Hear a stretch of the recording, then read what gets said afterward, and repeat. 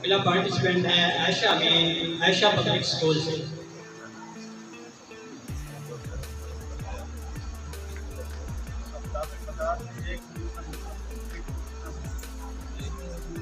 अब हमारा अगला सेगमेंट स्टार्ट हो रहा है हिस्सा मेडल का, जिसका टॉपिक है एक मुस्लिम और उनके पास पाने के लिए।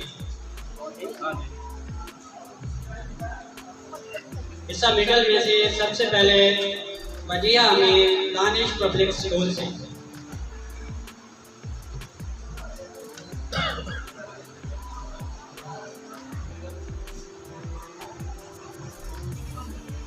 नहमदुहु व नसल्ली अला रसूलिहिल करीम, अम्मा बाद, लक़द क़ाल अल्लाहु तबारक व तआला फ़िल क़ुरआनिल मजीद वल फ़ुरक़ानिल हमीद।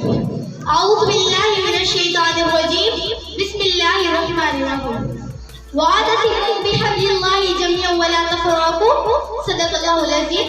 सद्दी वक़ार, मोहतरम साजकराम और दीगर मौजूद, अस्सलाम वालेकुम। आज की इस पुरकार मजलिस में मेरा मौज़े ज़ुफ़र एक हम मुस्लिम हरम के पास पाने के लिए। हज़रात, जब हम अपने अस्लाफ के दिलचस्पा और ताबनाक माजी पर नजर डालते हैं तो हमें इज्जत और शराफत, इकराम और ताज़ीम, ग़र्ज़ की तमाम अच्छाइयाँ नजर आती हैं जो एक आला और बुलंद दर्जा को हमें होनी चाहिए। वो मुअज़्ज़िज़ के ज़माने में मुसलमान होकर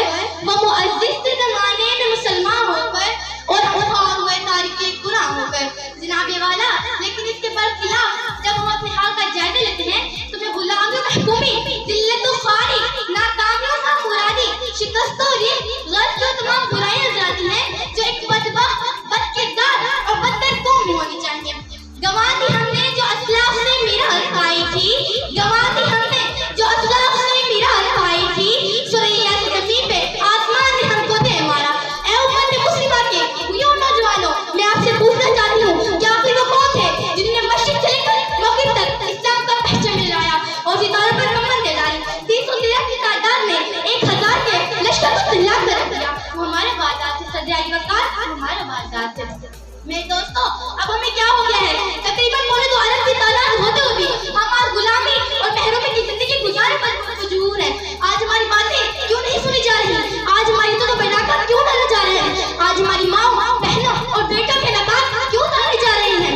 आज हमारी नबी सल्लल्लाहु अलैहि वसल्लम की जात पे क्यों खींचा उछाला जा रहा है?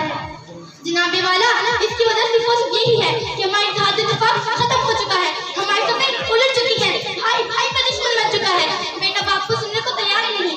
आज हमारे दरमियान से अखवत और भाईचारे और इंसानी रिश्ता खत्म हो चुका है। किसी शायर ने क्या खूब कहा है, नहीं कुछ डर अगर मिल बैठने की शान बाकी है, नहीं कुछ डर अगर मिल बैठने की शान बाकी है, कहीं होती है बर्बादी जहाँ ना इत्तेफाकी है।